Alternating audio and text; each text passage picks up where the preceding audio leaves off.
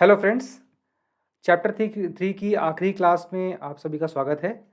Chapter three coordinate geometry, जिसको हमने अभी टेक्स्ट बुक में पूरा किया है, थ्योरी पार्ट पूरा किया है, और अब इसका आखिरी क्लास जिसमें हम लोग एक्सपेरिमेंटल डीआईवाई के ज़रिए अपनी लर्निंग को स्ट्रॉन्ग करेंगे। तो ये है experimental DIY class, chapter three coordinate geometry, जिसको हिंदी में कहते हैं निर्देशांक ज्यामिति। इस क्लास में आप लोगों को ग्राफ पेपर की ज़रूरत पड़ेगी, तो ग्राफ पेपर के साथ फॉलो कीजिए।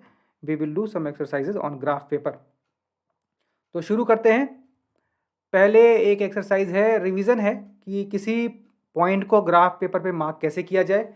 हमने टेक्स्ट बुक में जो मेथड फॉलो किया है उसमें हम लोग पहले डिस्टेंसेस मार्क करते हैं एक्सिस से, वाई एक्सिस से डिस्टेंस मार्क करते हैं और उसको हम एक्स कोऑर्डिनेट कहते हैं। उसी प्रकार एक्स एक्सिस से जो डिस्टेंस होती है उसको हम वाई कोऑर्डिनेट कहते हैं।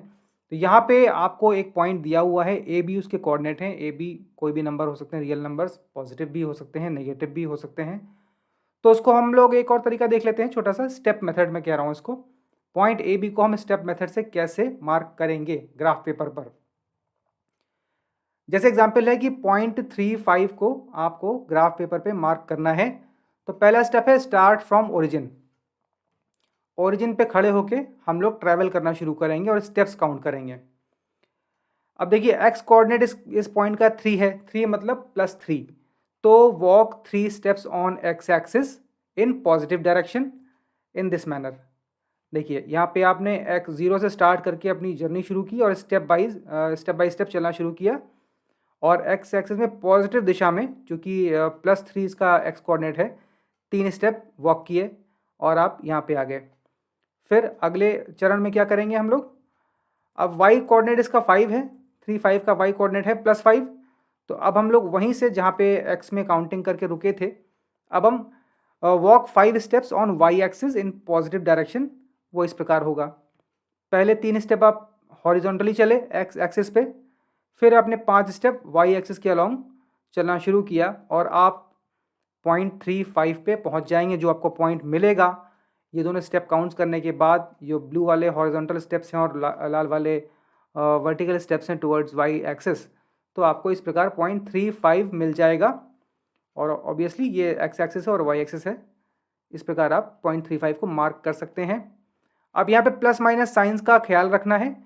अगर यहाँ -35 होता फॉर एग्जांपल, तो आपको ओरिजिन से शुरू करके एक्स एक्सिस में नेगेटिव डायरेक्शन में पहले 3 स्टेप मूव करने होते और then 5 steps in Y direction. तो आप साइन का ध्यान रखें, साइन कन्वेंशन का। फिर आप अपने स्टेप्स काउंट करके अपने डिजायर्ड पॉइंट को मार्क कर ले जाएंगे। एक्सरसाइज 2 है कन्वर्सली, इसका उल्टा करना है कि आपको पॉइंट दिया है, उसके कोऑर्डिनेट्स ढूंढने हैं। Conversely find points coordinates of point marked on graph. जैसे ये ग्राफ पेपर पे रेड पॉइंट मार्क किया हुआ है, एग्जाम्पल है find coordinates of red dot point marked on the following graph. इस ग्राफ में आपको एक रेड पॉइंट दिया हुआ है, डॉटेड है, इसमें आपको इसके कोऑर्डिनेट्स पता करने हैं कि क्या नंबर्स होंगे, जो ए बी के रूप में लिखा जाता है ब्रैकेट में करके, ऑर्डर्ड पेयर जिसे कहते हैं। तो इसे कैसे करेंगे, इसमें भी लगभग वही तरीका है, कुछ उसका थोड़ा सा ऑपोजिट कर लेंगे। स्टार्ट फ्रॉम ओरिजिन, यहाँ भी आप ओरिजिन से स्टार्ट करेंगे और एक्स एक्सिस पे चलना शुरू करो जब तक इस पॉइंट के वर्टिकली नीचे या ऊपर पहुँच जाओ। Walk on X axis to reach vertically below और अबव द पॉइंट। अगर ये पॉइंट नीचे होता है एक्स एक्सिस के, तो आपको इसके ऊपर आना होता, वर्टिकली बिलो या वर्टिकली अबव आना है। कुछ इस तरह चलो, एक्स एक्सिस पे इतने कदम चलने हैं कि इस पॉइंट की आप सीधे वर्टिकल अलाइनमेंट में आ जाए, और स्टेप्स काउंट कर लें। तो ये 4 स्टेप्स हो गए। ये बेसिकली इस पॉइंट के हो गए एक्स कोऑर्डिनेट्स। फिर आप क्या करोगे, इसके बाद इस यहाँ से आप वर्टिकली क्लाइंब करोगे। अगला चरण है मूव वर्टिकली अप और down to reach the point, count steps. आपने 4 स्टेप पहले हॉरिजॉन्टली चले एक्स एक्सिस पे, फिर आपने वर्टिकल डायरेक्शन में स्टेप चलना शुरू किए और अपने स्टेप काउंट किए कि आपको इस पॉइंट तक पहुंचने में कितने स्टेप्स लगते हैं। स्टेप्स का मतलब वो जो ग्राफ पे यूनिट मार्क्स होती हैं, मार्क्ड होती हैं, ये तो सेंटीमीटर ग्राफ है इसलिए इसमें सेंटीमीटर आ जाएगा। जो भी ग्राफ की यूनिट हो अकॉर्डिंगली आपको पॉइंट मिल जाएंगे। तो इस प्रकार से कोऑर्डिनेट आ गए 4 और 3, क्योंकि आपने 4 कदम चले एक्स एक्सिस पे और 3 कदम चले वाई एक्सिस पे। यहाँ भी साइन का ध्यान रखना है। अगर पॉइंट नीचे होता एक्स एक्सिस के, तो आपको डाउनवर्ड्स मूव करना होता। इसी प्रकार पॉइंट अगर सेकेंड क्वाड्रेंट में होता, तो आपकी जर्नी शुरुआत होती -x दिशा में। तो साइन का ध्यान रखें। पॉइंट्स को मार्क करना आसान है और उनके दिए गए पॉइंट के कोऑर्डिनेट पता करना भी आसान है। अब यहाँ पे आप कई सारे पॉइंट्स लेके अपने आप को सेल्फ चेक करें, एक्सरसाइज करें, प्रैक्टिस करें, मार्किंग करना सीखें, पॉइंट्स मार्क करें और दिए गए किसी भी रैंडम पॉइंट को मार्क करके इसके कोऑर्डिनेट पता करें। इससे आपको थोड़ा सा फैमिलियरिटी आएगी और ये चूँकि मेथड बहुत यूज़ होगा आगे जाके, पॉइंट्स पता करना, ग्राफ पे किसी पॉइंट को लोकेट करना, ट्रेस करना, तो इसके लिए एक फ्लेयर आना ज़रूरी है। तो इसके लिए एक ही रास्ता है कि आप ग्राफ पेपर लेकर उस पर पॉइंट्स मार्क करें, उनके कोऑर्डिनेट पता करें, या फिर कोई भी मनचाहा कोई कोऑर्डिनेट इमेजिन करें, जैसे 1 5 ले लें, -5 2 ले लें, 0 10 ले लें और अपनी ग्राफ शीट पे प्लॉट करते जाएं। Take care of science. तो ये तो एक रिवीजन था। अब इसके बाद हम लोग थोड़ा सा एक्सपेरिमेंटल वाला कुछ काम कर लेते हैं, देखते हैं। एक्सपेरिमेंट करते हैं कि ग्राफ प्लॉटिंग विद रूल्स, कुछ रूल्स देखे जाएं और उनके अनुसार अब ग्राफ की प्लॉटिंग सीखी जाए। ये बहुत काम आएगा, बहुत जल्दी ये चीज़ें भी शुरू हो जाएंगी, तो उसी के लिए एक अभ्यास है और एक तरह से वार्म अप भी है। Let us mark some points with the following rule. एक रूल हम डिफाइन करते हैं कि abscissa is equal to ordinate. एक ऐसा रूल बनाया है कि कुछ पॉइंट्स ऐसे ढूंढे जाएं जिनमें एब्सिसा और ऑर्डिनेट की वैल्यू बराबर आ जाए, मतलब x is equal to y आ जाए। तो कुछ ऐसे पॉइंट्स कैसे हो सकते हैं? ये हो सकते हैं सम सच पॉइंट्स आर 1 1, जहाँ पे x भी 1 है, y भी 1 है, of course x equal to Y होना है। 2 2, जहाँ पे x और y दोनों की वैल्यू 2 है। 3 3, यहाँ पे x और y दोनों की वैल्यू 3 3 है। 3 भी यहाँ भी है और यहाँ भी 3 है। और ओरिजिन इटसेल्फ, जहाँ पे x और y दोनों की वैल्यू 0 0 है। ऐसे बहुत सारे पॉइंट्स आप ढूंढ सकते हैं, 100 100, √2 π/2 π/2, तो जितने भी होंगे उनमें x और y की वैल्यू बराबर ही आएगी। ये हमारा रूल हमने डिफाइन कर लिया है। अब ऐसा करते हैं, इन पॉइंट्स को ग्राफ पे प्लॉट करते हैं, जैसे अभी हमने किया था उसी को अप्लाई करते हैं, एप्लीकेशन सीखते हैं। Step 1, marking the points. अब हमने पॉइंट ए बी सी देख लिया है, 1 1 2 2 3 3 और ओ तो 0 0 होता है। तो 0 0 ए बी सी को हमने ग्राफ पेपर पे मार्क कर लिया इस प्रकार से। ये एक्स एक्सेस है और वाई एक्सेस है, हमने मार्क कर लिया इन पॉइंट्स को। अब क्या करेंगे? अब ज्वाइनिंग द पॉइंट्स। देखिए स्टेप 2 है joining the points. In points को अब हम ज्वाइन करेंगे, फ्री हैंड से भी या स्केल से भी कर सकते हैं। अब आपने ए बी सी ओ इन सबको ज्वाइन किया और ज्वाइन करके आपने ये ब्लू लाइन प्राप्त की है। आपने गौर किया, it is a straight line. In points को ज्वाइन करने से जो हमको डायग्राम प्राप्त हो रहा है वो एक सीधी रेखा, सरल रेखा या स्ट्रेट लाइन है। ये आपने यहाँ नोट किया ऑब्जर्वेशन, ये एक ब्लू लाइन हो गई। आगे एक इम्पॉर्टेंट छोटी सी डेफिनेशन है जो अभी आएगी, जल्दी आएगी। The figure obtained by joining the points following sum rule is called locus या बिंदुपथ। जब किसी नियम के तहत आप कुछ पॉइंट्स को प्लॉट करते हैं ग्राफ पेपर पे और फिर उन पॉइंट्स को मिलाते हैं, ज्वाइन करते हैं, तो जो आपको फिगर मिलता है, जो चित्र मिलता है या जो ग्राफ मिलता है, जो शेप मिलता है, उसे हम लोकस कहते हैं या हिंदी में बिंदुपथ कहते हैं। यहाँ पे गौर कीजिए कि इस रूल के अनुसार यहाँ पे हमको लोकस जो मिला है वो एक स्ट्रेट लाइन है। रूल क्या था? x is equal to Y, abscissa is equal to ordinate. इस रूल के अनुसार हमको एक स्ट्रेट लाइन मिल गई, यानी आप कह सकते हैं इस रूल का लोकस स्ट्रेट लाइन है। आगे,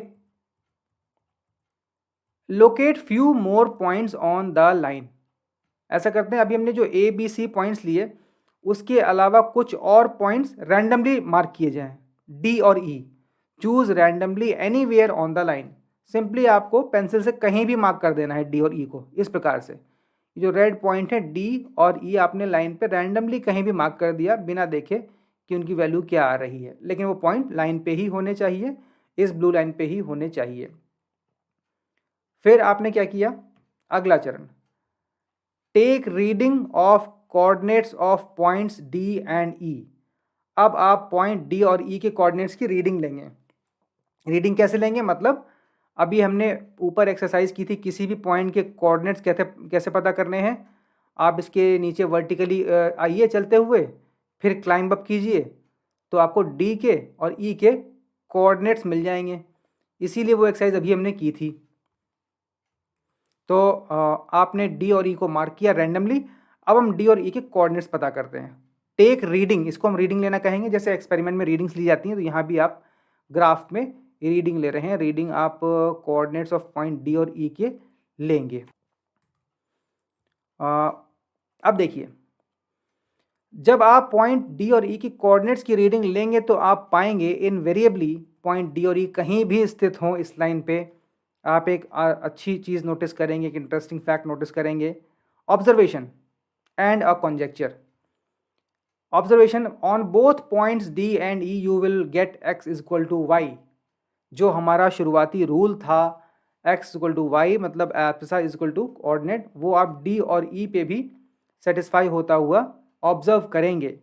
any point on this line will follow the rule x equal to Y. अब डी और ई ही नहीं, A B C D E ही नहीं, कोई भी पॉइंट आप मार्क कर दें, आप ये पाएंगे अनिवार्य रूप से कि इसमें डी एक्स और वाई की वैल्यू बराबर आएगी। अब ऐसा क्यों होता है, इसका जवाब आपको चैप्टर 5 में मिलेगा, यूक्लिड ज्योमेट्री में, क्योंकि अंतोगत्वा कोऑर्डिनेट ज्योमेट्री तो ज्योमेट्री ही है ना, तो वो आपको यूक्लिड ज्योमेट्री में जो पॉस्टुलेट्स हैं उसमें मैं आपको बताऊंगा ऐसा क्यों होता है कि इस लाइन पे आपने कोई भी पॉइंट ले लिया हो, उस पे आपको ये रूल सेटिस्फाई होता हुआ नजर आएगा। अच्छा, अब ये आपने रूल फॉलो किया था, इसमें आपने रूल लगाया था एब्सिसा इक्वल टू ऑर्डिनेट। अब एक खुद से कीजिएगा, do this exercise with another rule, abscissa plus ordinate equal to 0। एक रूल और लीजिए जिसमें x प्लस वाई 0 आ जाए, और यही एक्सरसाइज फिर से रिपीट कीजिए खुद से। इसमें कुछ एग्जाम्पल पॉइंट मिलेंगे आपको 1 -1 या 0 0। ऑफकोर्स 0 ओरिजिन इस रूल को भी फॉलो करता है, और ये पॉइंट 1 -1 भी इस रूल को फॉलो करता है, क्योंकि x और y को जोड़ने पर 0 आ रहा है। एब्सिसा और ऑर्डिनेट्स का योगफल 0 होना चाहिए। तो ये रूल लीजिए और पिछली एक्सरसाइज की तरह आप फिर से कीजिए।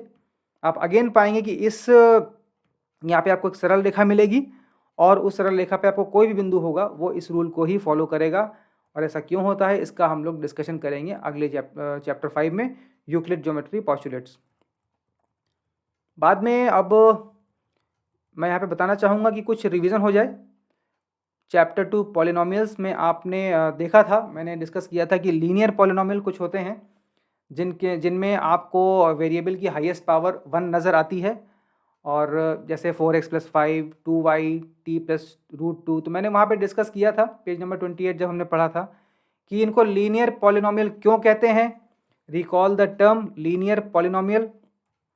अभी आपने जस्ट एक रूल प्लॉट किया है, हम कह सकते हैं आपने ग्राफ पे rule x equal to Y को प्लॉट किया है, मार्क किया है, उससे आपने एक डायग्राम या लोकस ऑब्टेन किया था। तो देखिए ये लीनियर पॉलिनोमियल वर्ड आया कहाँ से।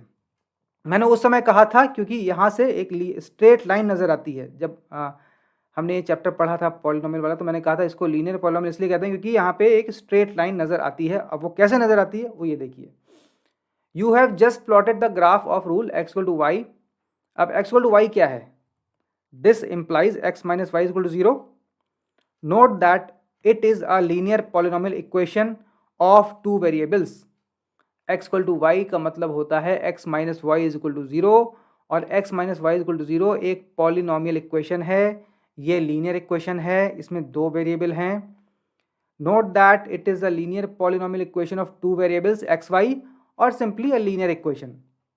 On graph it shows a line, therefore इसको हम लोग लीनियर पॉलिनोमियल कहते हैं।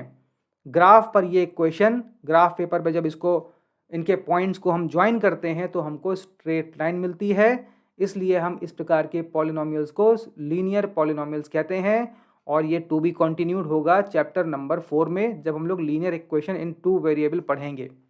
तो फिलहाल ये पॉलिनोमियल वाले चैप्टर का रिवीजन भी है। मैंने कहा था पॉलिनोमियल्स हर जगह नज़र आएंगे, ये एसेंस है मैथमेटिक्स का। अब हर चैप्टर में आपको इसकी झलक मिलेगी ही मिलेगी। मैथमेटिक्स अगर एक टूल है तो उसका भी टूल है पॉलिनोमियल्स, तो इसलिए मैंने इसको यहाँ पे एक्सप्लेन करना किया आपके सामने। टू सम अप, हम कोऑर्डिनेट कार्टेशियन सिस्टम को पढ़ चुके हैं। ये क्या था, ये एक्चुअली एक यूनिवर्सली एक्सेप्टेड साइन कन्वेंशन है। It is similar to scientific namings of plants and animals in biology. हम लोग बायोलॉजी में जानवरों का और पेड़ पौधों के जो बाइनोमियल नेमिंग होती है, जैसे आम का होता है मैंगीफेरा इंडिका, वो एक साइंटिफिक नेमिंग कन्वेंशन है जो यूनिवर्सली एक्सेप्टेड है, ग्लोबली इंटरनेशनल कन्वेंशन है। इसी प्रकार हम लोग अभी आप आगे पढ़ेंगे केमिस्ट्री में केमिकल्स की नेमिंग भी होती है, उसमें भी एक IUPAC की पद्धति है, international union of pure and applied chemistry, तो वो भी एक कन्वेंशन है। उसी प्रकार से हमारे मैथ्स में भी एक कार्टेशियन कोऑर्डिनेट सिस्टम है जो एक यूनिवर्सली एक्सेप्टेड साइन कन्वेंशन है। This is nothing but extension of number line concept. ये हमने टेक्स्ट बुक के जब चैप्टर पढ़ा था तब देखा था कि नंबर लाइन में एक नंबर लाइन होती है और कोऑर्डिनेट सिस्टम में दो नंबर लाइंस आ जाती हैं, एक वर्टिकल होती है और एक हॉरिजॉन्टल यानी क्षैतिज और ऊर्ध्वाधर। ये हो गया इसका एक बेसिक सा रिवीजन। अब ये जो कोऑर्डिनेट ज्योमेट्री है ना, यहाँ से अलजेब्रा और ज्योमेट्री का फ्यूजन शुरू हो जाएगा, फ्यूजन, संलयन। अब अलजेब्रा और ज्योमेट्री इंटरचेंजेबली आती जाएंगी। ये कोऑर्डिनेट्स शुरू होने का पर्पज़ ही ये था कि आपकी बैकग्राउंडिंग करना था इसमें। और एक एक अलग तरह के सवाल आते हैं, geometrical interpretation of algebraic equation. इसमें कुछ टफ क्वेश्चंस बनाए जाते हैं, कंपटीशन वाले एग्जाम उसमें भी आते हैं, सब्जेक्टिव क्वेश्चन भी आते हैं, और आगे आपकी टेक्स्ट बुक में या रेफरेंस बुक में ऐसे क्वेश्चन नज़र आएंगे जैसे जैसे कोऑर्डिनेट्स आगे बढ़ेगा। Tough questions are framed on this concept, जैसे कि explain the geometrical interpretation of linear equation x equal to y. अगर कोई रैखिक समीकरण x इक्वल टू वाई दी है तो उसका ज्योमेट्रिकल इंटरप्रिटेशन क्या होगा। आंसर ये है a straight line connecting all the points where abscissa and ordinate have equal values। यानी ये इक्वेशन खुद में कुछ कह रही है, ये एक स्ट्रेट लाइन को दर्शाती है जिनके सभी बिंदुओं पर एब्सिसा और ऑर्डिनेट की वैल्यू बराबर है। ये हो गया इस अलजेब्राइक इक्वेशन का ज्योमेट्रिकल इंटरप्रिटेशन। और इसी क्रम में मैं एक बात आपसे कहना चाहूँगा कि गणितीय रंगमंच पर रेखागणित यदि पटकथा है तो बीजगणित संवाद है, यानी ज्योमेट्री और अलजेब्रा एक दूसरे से घनिष्ठ संबंध रखते हैं। ज्योमेट्री की बात को अलजेब्राइकली समझाया जाता है और अलजेब्रा से ज्योमेट्री को दर्शाया जाता है। और एक मैथमेटिशियन ने ये कहा है, सोफी जर्मेन ने, कि algebra is but written geometry and geometry is but figured algebra. मतलब अलजेब्रा जो होती है ज्योमेट्री का लिखित रूप होती है और ज्योमेट्री अलजेब्रा का चित्रित रूप होती है। यानी अलजेब्रा को अगर चित्रित करोगे तो ज्योमेट्री नज़र आएगी और ज्योमेट्री को यदि लिखोगे तो वो अलजेब्रा बन जाएगी। तो आप यहाँ पे भी एक रूपता वाली बात देखें जो मैंने यूनिफिकेशन की बात कही थी। तो ज़्यादा इनको साइलोज में ना पढ़ें, एक यूनिफाइड तरीके से समझते हुए पढ़ें। हर चीज़ के कुछ मायने हैं, चीज़ें रिलेटेड हैं, अलग अलग कोई विषय नहीं है। गणित की अलग अलग शाखाएँ ज़रूर हैं लेकिन उनमें एक गहरा संबंध है। इस प्रकार से अगर आप पढ़ेंगे तो आपकी लर्निंग ज़्यादा सस्टेनेबल होगी और आपको चीज़ों में इंटरेस्ट भी आएगा। देखिए example, a tiny algebraic equation x equal to y represents an infinitely extending shape of a straight line. एक छोटी सी समीकरण जिसमें केवल 3 अक्षर हैं x इक्वल टू वाई, ये एक स्ट्रेट लाइन को दर्शाती है। यही बात है कि अगर ज्योमेट्री को लिखोगे तो अलजेब्रा बन जाएगी और अगर अलजेब्रा को चित्रित करोगे तो ज्योमेट्री के रूप में नज़र आएगी। ये महान mathematician, French mathematician Sophie Germain ने ऐसा कहा था। तो आप ये गौर करें, इस प्रकार से चीज़ों की होलिस्टिक लर्निंग करें तो आपको चीज़ें समझने में आसानी होगी और उतनी जटिल नहीं नज़र आएंगी। इनफैक्ट रुचि मिलेगी, आपको इंटरेस्ट आएगा मैथ्स पढ़ने में।